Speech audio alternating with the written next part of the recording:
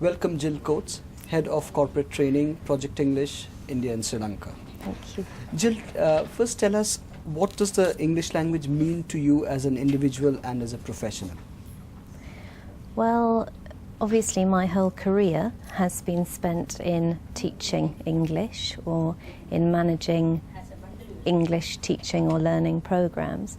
So it's obviously, for me, it's an area that has dominated my working life for 20 years.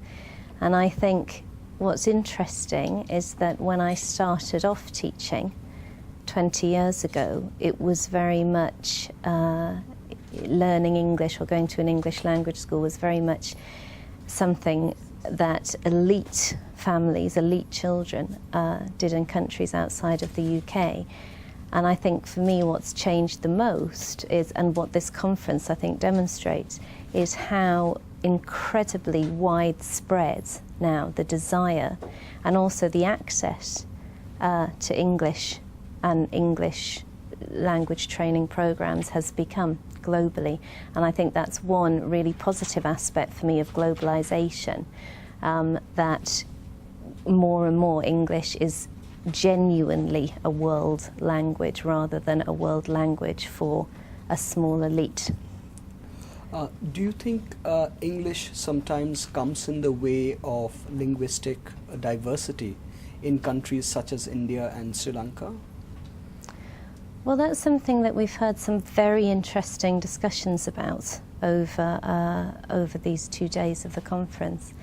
And I think, well, for me, I think we've listened about the use of English as a link language in conflict situations, a link language in multilingual societies like India. And for me, my personal view is that for children growing up with more than one language, I think those languages support and complement one another. And being a speaker of 2 languages myself, I know that when you have access to more than one form of expression, that can only really be enriching. What do you think should the status of English be within the education framework in countries such as India and Sri Lanka? Well, I feel quite strongly that it shouldn't be a content language, that it should be a tool, a method of delivery of education. And I think that's another theme that's come out very strongly over the conference. Moving on and moving this particular question forward, we heard a lot about from the corporate participants that education provision systems and delivery mechanisms isn't quite providing employable graduates. We heard very interesting terms like ready-to-eat employees, plug-and-play employees. Absolutely fascinating stuff. But do you think it is the role of public sector education framework to provide these ready-made, very employable graduates, or is the role of education something different, preparing people for life? Well, I think you'd probably agree that it's a mixture of the two. And I thought in yesterday's panel discussion with Sumanti Gunasekara from SLASCOM, which is the IT lobby group in Sri Lanka, and Sandhya Chintala, who's Director of Education here with NASCOM in India, and Philippa Matthewson, I think they made a very valid point that although they feel they have a role to play and they feel they have a responsibility towards the young graduates that they're onboarding into their organisations, there is a minimum level of education which they expect the state to be providing.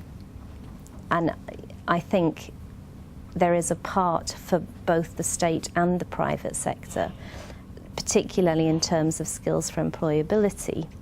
And what I was trying to say in my presentation yesterday was that I believe the training skills, the expertise, often lies in corporate training departments, particularly here in India, and that you tend to find more modern methodologies, better quality materials.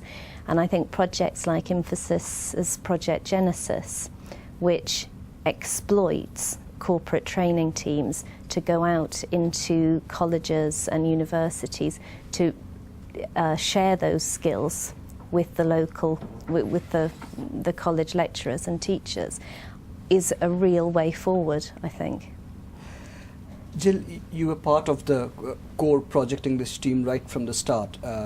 The first policy dialogue in Chennai, then Calcutta, and then here in Delhi for the third policy dialogue. What do you think is unique or special about the third policy dialogue? What's been the journey of the project like from your own perspective? Well, as you know, the tagline for this year's dialogue is from policy to practice. And for me, this year has been particularly interesting in the number of positive case studies and success stories that we're able to showcase.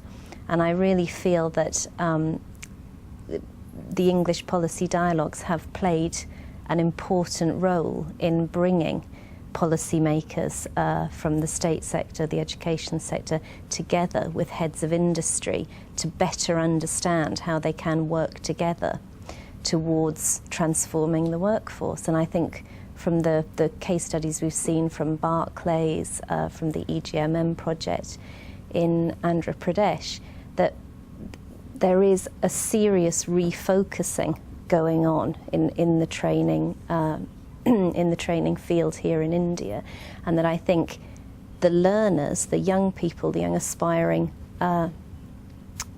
youth are the people who are ultimately benefiting from this. Thank you, Jill, very much. That was Jill Coates, Head of Corporate Training, Project English in India and Sri Lanka. Thanks, you. Jill.